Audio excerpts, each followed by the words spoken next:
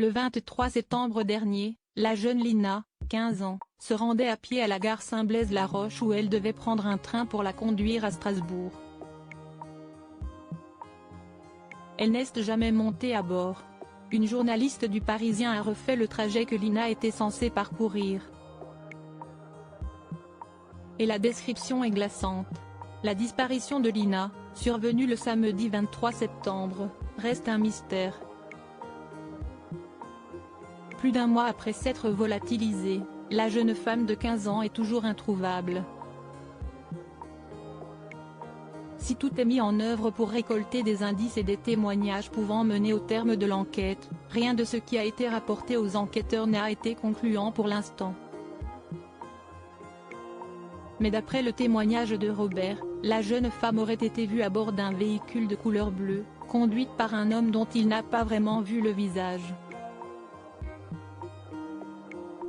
Seule certitude, Lina ne semblait absolument pas apeurée. Elle lui aurait même fait un coucou de la main avant que le véhicule ne continue son chemin. Toute la lumière est à faire sur cette terrible enquête. Pour le podcast du Parisien, Code Source, la journaliste Louise Colcombet s'est rendue sur les lieux de la disparition. Sur place, elle n'a pas rencontré Olivier, le discret papa, mais Fanny, la maman, et s'est lancé la mission de parcourir le chemin emprunté par Lina le jour de sa disparition.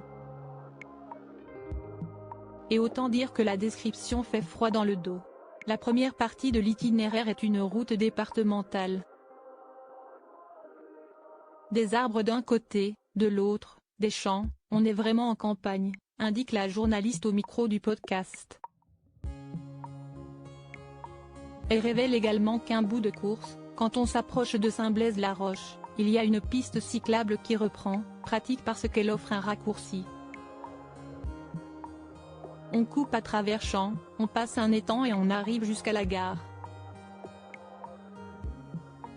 Elle précise que le trajet n'est pas très long mais possède néanmoins une particularité, il n'y a aucune maison, si est vraiment en pleine campagne.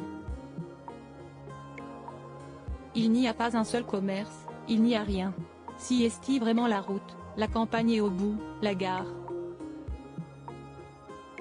Il est donc a priori facile d'échapper à tout témoin, renforçant encore un peu plus l'hypothèse d'un enlèvement.